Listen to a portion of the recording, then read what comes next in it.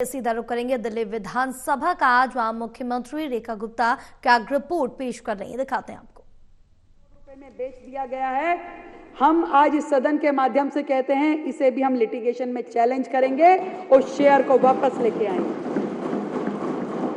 किसी को कोई अधिकार नहीं है कि सरकार की पैसे का दुरुपयोग करे या सरकार के शेयर को बेच खाए। हम उस शेयर को वापस लेकर आएंगे अध्यक्ष जी। इसके अलावा ईवी बसेस दिल्ली की सड़कों पर दौड़ाने के लिए उनके चार्जिंग स्टेशंस और डिपोज का भी होना बहुत महत्वपूर्ण है। आज वर्तमान में 77 डिपोज दिल्ली में है। उन सबको जितनी बसेस हमारी सड़कों पे रहेंगी उसके हिसाब से अपडेट करने के लिए चार्जिंग स्टेशंस और चार्जिंग पॉइंट की संख्या, हमारा ये टारगेट है कि 2026 तक इसे हम 18,000 सार्वजनिक चार्जिंग पॉइंट और 30,000 private plus semi private charging points बनाएंगे, जो कि वर्तमान में केवल उसका 10% है। 4,793 इस टाइम सरकारी और गैर सरकारी मिलाकर के चार्जिंग पॉइंट है, जिसे मैंने आपको बताया कि 48,000 चार्जिंग पॉइंट पे हम लेके जाएंगे ताकि दिल्ली की इलेक्ट्रॉनिक व्हीकल व्यवस्था को दुरुस्त कर सकें। अध्यक्ष जी, हम इसके अलावा, ये तो बात हो गई पब्लिक सेक्टर की, परंतु केवल पब्लिक सेक्टर से काम चलने वाला नहीं है। जनता जो अपने प्राइवेट व्हीकल खरीदती है उसको भी हमें इलेक्ट्रॉनिक व्हीकल की ओर लेके जाना पड़ेगा।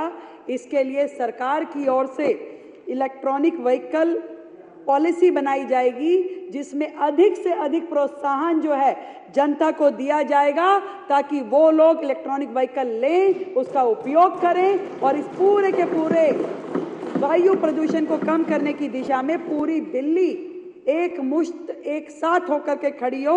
अभी वर्तमान में जितना टोटल व्हीकल दिल्ली में लगातार खरीदा जाता है, पिछले सरकार का मैं आपको फिगर बताती हूँ, 6,80,000 टोटल व्हीकल खरीदा जाता है गया, और उसमें से 11% उसका मात्र 78,000 व्हीकल, जिसमें स्कूटर की बहुतायत है, वो ईवी था। तो हम चाहेंगे कि जनता इस और प्रोत्साहित हो कि अधिक से अधिक इलेक्ट्रॉनिक व्हीकल वो ले और उनका इस्तेमाल करे। ये हमारे एजेंडा में है। पुराने व्हीकल की बात भी मैं बताना चाहूंगी कि पुराने व्हीकल जो कि 10 साल पुराने डीजल के हैं या 15 साल पुराने पेट्रोल के व्हीकल हैं, उसमें पूरी तरीके से कार्रवाई, अनुशासनात्मक कार्रवाई हो कि जहां जो पॉलिसी के अंतर्गत उस पर बैन है उसको लागू किया जाना चाहिए। बहुत मजेदार बात बताती हूँ अध्यक्ष जी, पिछली सरकार की मॉनिटरिंग की कैपेसिटीज कि एक बस यदि ब्रेकडाउन हो गई, किसी सड़क के कोने में खराब हो गई, वो थी नांगलोई की बस और साउथ दिल्ली में चल रही है, साउथ दिल्ली में खराब हो गई तो खड़ी रहती थी वो बस कि नांगलोई से ही कोई बस ठीक करने के लिए आएगा और तब वो बस ठीक होगी और फिर जाकर, क्योंकि तब तक ट्रैफिक कंजेशन, तब तक पॉल्यूशन, हर पूरी वो असुविधा जनता को होती थी जिसकी और किसी का ध्यान नहीं था। उसके बाद किसी व्हीकल में चार्जिंग खत्म हो गई तो जहां की वो बस शुरू हुई वो वहीं वापस जाएगी, फिर चार्जिंग लेगी और उसके बाद आगे काम करेगी। तो आप समझिए कि इस पूरे प्रोसीजर में कितना ज़्यादा समय का, साधनों का दुरुपयोग होता था। इन सारे छोटे छोटे पॉइंट्स को वर्तमान की सरकार कैटरिंग करेगी और जहां पे है इनके लिए समाधान देगी कि भाई अगर आपको बस ठीक करने के लिए जो कर्मचारी है वो आपको इमीडिएट जो लोकल आपका बस डिपो है अगर वहीं से आता है तो उसमें क्या दिक्कत है। अगर आपको बिल्कुल नज़दीक के स्टेशन से, नज़दीक के डिपो से चार्जिंग मिल जाती है तो आप क्यों नहीं लेंगे उसको। ऐसे छोटे से छोटा और बड़े से बड़ा कारण जो कि प्रदूषण से जुड़ा हुआ है, उन सब को सरकार ध्यान में करके काम करने वाली है। और ये केवल दिल्ली के अंदर के व्हीकल्स का मामला नहीं है। वो जो लाखों व्हीकल दिल्ली के सारे बॉर्डर से दिल्ली के अंदर रोज आते हैं, उसके अंदर आने के बाद में उनका क्या पॉल्यूशन लेवल है, वो किस पैरामीटर पे चल रहे हैं, इसकी किसी को कोई जानकारी नहीं है। कौन व्हीकल आया, कितना पॉल्यूशन दे गया, कोई चेक करने वाली अथॉरिटी नहीं है। ना इनके पास स्टाफ है, ना इनके पास पॉलिसी थी, ना ये इस काम करने की इनकी मानसिकता थी।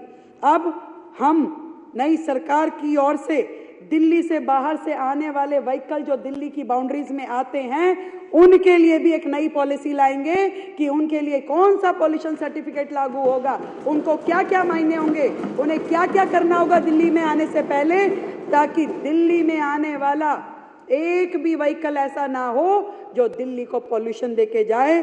इसकी पूरी योजना हम करेंगे। आपने बहुत सारे हमारे साथियों से सुना कि कैसे रजिस्ट्रेशन देने के लिए, कैसे पॉल्यूशन सर्टिफिकेट के लिए धांधलेबाजियां हुई। ये अड्डा बन गया भ्रष्टाचार का। परंतु नई सरकार की ओर से एंड ऑफ व्हीकल के लिए जो रजिस्ट्रेशन है या रिन्यूअल के लिए या पॉल्यूशन सर्टिफिकेट के लिए जितने भी पैरामीटर है उनको सख्ती से लागू किया जाएगा और थर्ड पार्टी ऑडिट भी कराई जाएगी ताकि कोई भी किसी भी तरह के भ्रष्टाचार में लिप्त ना हो और हर तरीके से जेन्युइन सर्टिफिकेशन सारे के सारे हमारे व्हीकल्स को दिया जाए। इसके अलावा 500 नए कैमरे ट्रैफिक जंक्शंस पॉइंट पे लगाए जाएंगे, जो कि सरकार का, जिसमें हम 1 रुपया भी खर्च करवाने वाले नहीं है। पीपीपी मॉडल पे इसको लेके आएंगे। इसके लिए हमने एजेंसीज को इनवाइट भी कर लिया है और हमारे पास बिट भी आनी शुरू हो गई है कि ऐसे 500 कैमरा जब ट्रैफिक जंक्शंस पे लगेंगे तो ना केवल हमें जो ऐसे व्हीकल ध्यान में आ जाएंगे जिनका कि टेन्योर पूरा हो चुका है, बल्कि ट्रैफिक के कारण वाले व्हीकल भी, पॉल्यूशन क्रिएटिंग व्हीकल्स भी और अन्य भी अनेक प्रकार की सुविधाएं हमारे इन व्हीकल्स, इन कैमरास के हमें पता चलेगी, जो इनडायरेक्टली डायरेक्टली इस पूरे के पूरे वायु पॉल्यूशन में मदद करने वाला है, इसको कम करने के लिए। ISBT, मैंने अपनी बजट स्पीच में भी कहा, ISBT जो हमारे हैं, जहाँ पे मेन अड्डा रहता है ट्रैफिक का, बसेस का, और बहुत ज़्यादा कंजेशन वहाँ हो जाता है, उनको हम आउटस्कर्ट्स में, दिल्ली के आउटस्कर्ट्स में लेकर के जाएंगे ताकि जो सेंटर ऑफ द हार्ट है, जो दिल्ली का बिल्कुल मध्य एरिया है, वहाँ पे ट्रैफिक का जाम ना लगे और वहाँ पॉल्यूशन भी ना हो। इसके अलावा मेट्रो के 4th फेज के लिए, 5th फेज के लिए हमने अपने बजट में 3000 करोड़ रुपए रखे हैं, जो कि हम पब्लिक ट्रांसपोर्ट की ओर लोगों को लेके जाएंगे और धीरे धीरे अपने प्राइवेट व्हीकल्स को जनता कम करे। और इस तरीके से पूरी योजना कि हम कैसे एयर पॉल्यूशन को कम करेंगे। लगे हाथ एयर पॉल्यूशन की दिशा में केवल व्हीकल एकमात्र कारण नहीं है, इसके अलावा जो डस्ट पार्टिकल इसका कारण रहते हैं उसके बारे में भी जरूर मैं लगे हाथ बताना चाहती हूँ कि ये जो डस्ट पार्टिकल जो एयर पॉल्यूशन क्रिएट करते हैं, इसमें हमें रोड डेवलपमेंट का समग्र विकास, कि जहाँ गड्ढे हैं उन गड्ढों को ठीक करना, जहाँ नहीं बनाने की आवश्यकता वहाँ नया करें, जो ब्राउन एरिया है, जो खुला एरिया है, मिट्टी वाला एरिया है, उसको भी हम कवर करें, चाहे पौधों से कवर करें या उस पर टाइल वर्क, सीमेंट वर्क, जो भी वहाँ पे रिक्वायर्ड है। इस तरीके से पूरी योजना बनाते हुए हमने अलग अलग हेड में बहुत अच्छे से इसकी योजना बना करके काम करने का प्रयास करेंगे। हम डस्ट पार्टिकल्स को कम करने के लिए आपको मैं ध्यान दिलाना चाहती हूँ कि पिछली जो सरकार है, जो वाटर स्प्रिंकलर्स चलाती थी, सरकार नहीं चलाती थी, सब कुछ एमसीडी के जिम्मे का रखा था। एमसीडी को सरकार कहती थी कि भाई हम आपको पैसा दे रहे हैं और आप वाटर स्प्रिंकलर्स, स्मोक गन्स, ये सब चलाइए, पर सरकार ने दिया नहीं और एमसीडी ने किया नहीं। एक भी एंटी स्मोक गन एमसीडी के माध्यम से उस समय चली नहीं। वाटर स्प्रिंकलर्स जेई के स्टोर में खड़े रहे, परंतु उन्होंने कोई काम नहीं लिया, तो वायु प्रदूषण होना ही था। और वो भी साल के 2 महीने की योजना बनती थी, केवल सर्दी के वो 2 महीने, जैसे कि पॉल्यूशन उसी समय होता है। जबकि हम सब देख रहे हैं कि आज यदि गर्मी से पहले का मौसम है या 12 महीने पॉल्यूशन एक समस्या बना रहता है। आपका AQI हमेशा इस स्थिति में रहता है कि जिसको हर वक्त निगरानी करने की और उस पर काम करने की आवश्यकता है। हमारी सरकार ने ये योजना बनाई है कि हम 1000 वाटर स्प्रिंकलर मशीन्स को लेंगे 250 वार्ड, हर वार्ड पे लगभग 4 मशीनें हम देंगे और ये पूरा का पूरा काम दिल्ली सरकार स्वयं करेगी, अपने एजेंसीज के माध्यम से करेगी। हम किसी के भरोसे रहने वाले नहीं हैं, हम स्वयं ये सारी मशीनें चलाएंगे। और इसी तरीके से 70 विधानसभाओं पे 70 सिस्टम, जिसमें कि mechanical road sweeping integrated with water sprinkler and smoke guns की एक ऐसी बड़ी मशीन जिसमें कि आपकी मैकेनिकल स्वीपिंग भी होगी, जिसमें आपका वाटर स्प्रिंकलर भी होगा और जो एंटी स्मोक गन भी उसी में जुड़ी होगी। ऐसी 70 मशीनों के साथ हमने पूरा प्रोजेक्ट बना के 300 करोड़ रुपए का फंड आपने इस बजट में रखा है, ताकि पूरा, और ये 2 महीने की योजना नहीं है अध्यक्ष जी, ये पूरा साल भर की योजना रहेगी जो कि सड़कों पे हमारी काम करेगी और दिखाई देगी। ये सारे के सारे हम एयर पोल्यूशन के तहत हमारी सरकार का पूरा एजेंडा जो हम करने वाले, बार बार कभी मीडिया कभी बाकी लोग पूछते हैं कि आप पोल्यूशन को कम करने के लिए क्या करेंगे, तो आज इस हाउस के माध्यम से मैं आपका पूरी सरकार का एक विजन, एक पूरा लेआउट प्लान आपके सामने ये चर्चा कर रही हूँ। इसके अलावा integrated command and control centre, जो कि air quality, water quality, waste management, हर चीज का ध्यान रखेगा कि दिल्ली के हर कोने में कहाँ पे किस तरह की समस्या हमें दिखाई दे रही है और उसका समाधान। तो ऐसा integrated command and control centre जो आज तक की सरकारों ने कभी ध्यान नहीं दिया, उसको इस बार नरेंद्र मोदी जी के नेतृत्व की ये सरकार अपने इस शासन में चलाएगी। एनवायरमेंट पैरामीटर मॉनिटरिंग, बहुत ही स्ट्रॉन्ग तरीके से इसको हम करने वाले हैं, जो अभी 40 एयर क्वालिटी मॉनिटरिंग स्टेशंस लगे हुए हैं। इसके अलावा देखिए, वो जो मैंने खुद नक्शा मंगवा करके उसको जब देखा तो वो मैंने देखा कि बहुत ही कंजस्टेड एरिया में, और जो कि एक्चुअल आपका रियल टाइम वैल्यू नहीं दिखाता, आप ऐसी जगह पे वो स्टेशंस लगे हुए हैं और बहुत पुराने लगे हुए हैं, कोई 2010 के टाइम का, कोई कब। आज की परिस्थितियां बदल चुकी है। आज हो सकता है वहाँ पे उसके पास में कोई नई बिल्डिंग खड़ी हो गई, कोई नया पेड़ उगाया है, तो वो जो एयर क्वालिटी उसको दिखानी है, उसका मापदंड वो सही प्रकार से नहीं आ पा रहा। इसलिए हमने 6 नए एयर क्वालिटी मॉनिटरिंग स्टेशंस और लगाने का फैसला लिया है, जिससे कि पूरी दिल्ली की मॉनिटरिंग, एक वायु गुणवत्ता जो है उसका असली पैमाना आ जाए और उसको हम अच्छे से स्टडी कर सके। इसके अलावा धूल का एक बहुत बड़ा कारण हमारा सीएनडी वेस्ट भी होता है। आज की डेट में सीएनडी वेस्ट प्रोसेसिंग का हमारे पास केवल 5000 टन का प्लांट है, जिसमें हम सीएनडी वेस्ट को प्रोसेस कर सकते हैं, पर वो भी नहीं हो पाता है, वो भी यूटिलाइजेशन नहीं है। ना वो सीएनडी वेस्ट सड़कों से उठता है, ना वहाँ जाता है, ना उसको प्रोसेस किया जाता है, सब कुछ कागजों में चल रहा है। परंतु आज मैं आपको ये बताना चाहती हूँ कि इस सीएनडी वेस्ट प्रोसेसिंग स्टेशंस को, इसकी हम जो कैपेसिटी है उसको और 1000 टन बढ़ा के 6000 तक लेके जाएंगे, और पूरी तरीके से सड़कों से वेस्ट उठे, वो मलबा उठे, स्टेशन तक पहुंचे, प्रोसेस हो, और उसमें से जो टाइल बने या जो सामान बन के निकले उसका पूरा उपयोग हो। इसकी क्लोज मॉनिटरिंग की जाएगी और उसको पूरी तरीके से वर्केबल किया जाएगा। ऐसे ही लैंडफिल साइट्स, वर्षों तक पिछली सरकार केवल गाना गाती रही, कूड़े के पहाड़, कूड़े के पहाड़, कूड़े के पहाड़ के बाहर जाके फोटो खिंचवाते थे, फिर डालते थे, फिर कहते थे मैं खत्म कर दूंगा, 1 साल में खत्म कर दूंगा, 6 महीने में खत्म कर दूंगा, छड़ी घुमाऊंगा, हो जाएगा। केवल बातों से नहीं हो सकता अध्यक्ष जी, इसके लिए काम करना पड़ता है। और आप ध्यान कीजिए, मैं माननीय सदस्यों को भी बताना चाहती हूँ कि इन लैंडफिल साइट्स के ऊपर काम करने के लिए जो फंडिंग थी, हमेशा स्वच्छ भारत मिशन से 80% फंडिंग स्वच्छ भारत मिशन के तहत केंद्र सरकार के द्वारा की गई, तो भी इन्होंने काम नहीं किया। इनको खर्चे की चिंता नहीं थी, केवल काम करना था, वो भी इनके बस की नहीं थी, इन्होंने काम नहीं किया केवल। पर हम आपको ये बताना चाहते हैं कि time bound removal of these 3 landfill sites will happen.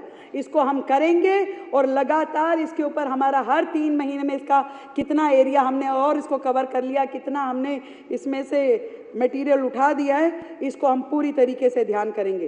Construction site, जो डस्ट में एक बहुत बड़ा पार्टिकल रहता है, वो कंस्ट्रक्शन साइट पे भी पूरी तरीके से निगरानी रखते हुए वहाँ पे नियम कायदे कानूनों को लागू किया जाएगा।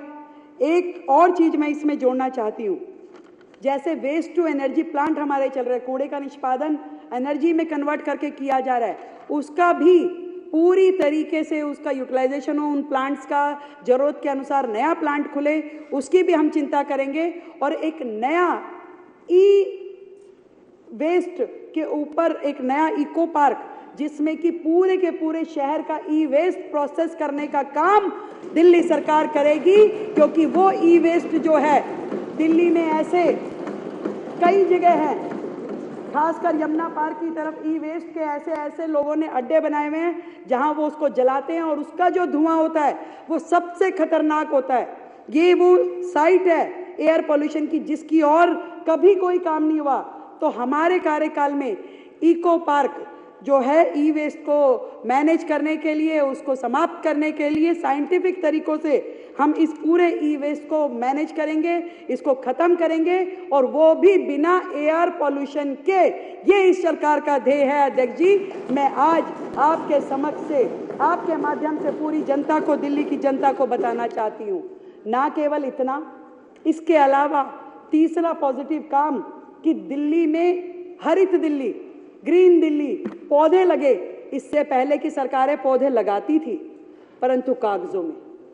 मैं आपको अपनी शालीमार बाग विधानसभा का बताती हूं, पिछली सरकार की पिछली विधायक ने 8 करोड़ रुपए का टेंडर उठाया कि पौधे लगाएंगे सेंट्रल वर्जिस में। एक भी पौधा पूरे क्षेत्र में कहीं लगा नहीं, एक भी पौधा नहीं लगा। ऐसा हर जगह पूरी दिल्ली में हर जगह हुआ है कि कागजों पे पौधे लगे, उगे, पर जो फल निकला वो सरकार के ये लोग खा गए। कोई सरकार ने जो किया जनता को उसका 1% भी लाभ मिला नहीं। हमारी सरकार ने 70 लाख नए पौधे लगाने का काम करेंगे, ऐसा हमने प्रण किया है। और वो भी अकेले, देखिए मैं ये मानती हूं कि ये जो प्लांटेशन ड्राइव है, 70 लाख पौधे कोई सरकारी कर्मचारी अकेले नहीं लगा सकते, कोई सरकारें नहीं लगा सकती, जब तक कि आप उसमें समाज को इन्वॉल्व ना करें। और ये हम पूरी योजनाबद्ध तरीके से स्कूल स्टूडेंट्स को, इंस्टीट्यूशंस को, सामाजिक संस्थाओं को, सोसाइटी को, सबको इन्वॉल्व करते हुए हम ये 70 लाख पौधों का जो टारगेट है इसको अचीव करेंगे। दिल्ली में पौधे लगाएंगे और पर्यावरण रक्षक नाम से एक नई टीम, एक नए योद्धा खड़े करेंगे जो दिल्ली के पर्यावरण की रक्षा करने के लिए आगे आएंगे। और उनके लिए हम समय समय पे अलग अलग उनको सम्मानित करने के कार्यक्रम भी करेंगे, ताकि ये जो दिल्ली को स्वच्छ, सुंदर, पॉल्यूशन फ्री बनाने का जो टारगेट है वो केवल सरकारों का ध्येय नहीं है, केवल सरकारों का लक्ष्य नहीं है। ये दिल्ली, पूरी दिल्ली की इसमें इन्वॉल्वमेंट हो, पूरी दिल्ली इसमें शामिल हो, हर दिल्ली वासी का ये लक्ष्य हो। इस दिशा में हम काम करेंगे। अध्यक्ष जी, ये केवल सीएजी की रिपोर्ट ने जो बताया वो हम सब ने सुना, हम सब ने देखा कितनी शर्मनाक तरीके से सरकारों ने इस पे काम किया। और शर्म की बात और ये भी है कि वो अपने कर्मों को देखना नहीं चाहते, रोज एक नया मुद्दा ले आएंगे जनता का ध्यान भटकाने के लिए। भाई आप अपने घर की, आप पूरे इस हॉल की लाइट बंद करके बैठ जाइए मोमबत्ती जला के, आपको कौन पूछ रहा है? आप कभी कुछ बोल देते हैं, आप कभी कुछ बोल देते हैं, कौन कह सकता है? आपको कोई देखने वाला है कि जी आपका पावर कट हुआ, फोटो डाल दी मैडम ने मोमबत्ती लगा के? मेरा भी आज कैंडल लाइट डिनर करने का मन कर रहा है, मैं भी लगा लेती हूँ, मैं भी वो फोटो डाल दूं।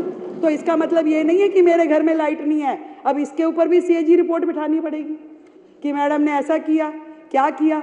तो ये बड़ी गलत तरीका है दिल्ली की जनता को गुमराह करने का।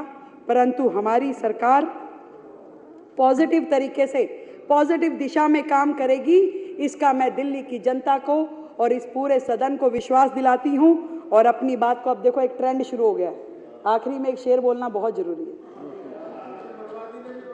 अब तो मारवाड़ जी ने भी बोलना शुरू कर दिया है, तो बोलना ही पड़ेगा कि ये जो नए मंसूबे हैं, कि ये जो नए मंसूबे हैं, ये जो नई तामीरें हैं, जो हमने इतना बड़ा लेआउट प्लान बताया है, कि ये जो नए मंसूबे हैं, ये जो नई तामीरें हैं, आने वाली कल की कुछ धुंधली सी तस्वीरें हैं, आने वाली कल की कुछ धुंधली सी तस्वीरें हैं। हम ही रंग भरेंगे इनमें, हम ही रंग भरेंगे इनमें, हम ही इन्हें चमकाएंगे। नवयुग आप नहीं लाएगा, नवयुग आप नहीं आएगा, नवयुग को हम लाएंगे, नवयुग को हम लाएंगे। बहुत बहुत धन्यवाद अध्यक्ष जी।